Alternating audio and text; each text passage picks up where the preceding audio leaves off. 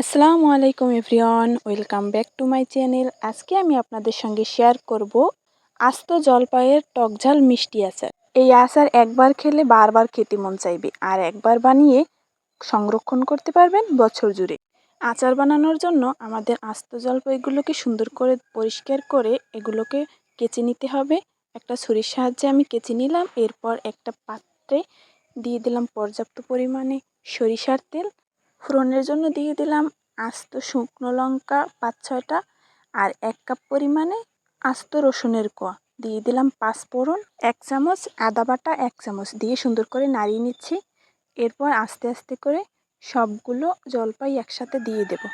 এখানে ১ কেজি পরিমাণে জলপাই আছে।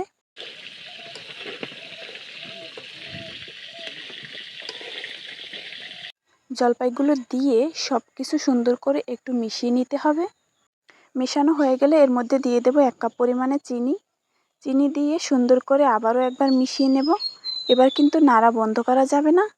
দিয়ে দিলাম স্বাদমতো লবণ। এরপর দিয়ে দিলাম হলুদের গুঁড়া আর দিয়ে দিলাম মরিচের গুঁড়া।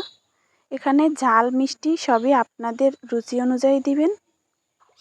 আর দিয়ে দিলাম ২ চা চামচ সরিষা বাটা। এরপর ভালোভাবে সুন্দর করে মশলাগুলোর সাথে জলপাইগুলোকে কষিয়ে নিতে হবে।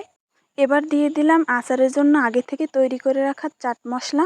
মশলাটা আমি তৈরি করেছি ১ চামচ ধনিয়া, ১ চামচ জিরা, ১ চামচ পাঁচফোড়ন, ২টা তেজপাতা, ৫-৬টা শুকনো মরিচ হালকা করে টেলে আধা ভাঙা করে নিয়েছি। মাঝে মাঝে ঢাকনা দিয়ে ঢেকে অনবরত নেড়েচেড়ে রান্না করে নিতে হবে।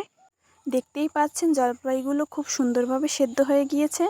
এই পর্যায়ে ৪ চামচ সিরকা দিয়ে ২ মিনিটের মতো রান্না করে নামিয়ে নিলেই হয়ে যাবে টকঝাল মিষ্টি আচার। ভিডিওটা ভালো লাগলে অবশ্যই লাইক, কমেন্ট, শেয়ার করবেন। আজকে এই পর্যন্তই। ভালো থাকবেন সবাই। আল্লাহ হাফেজ।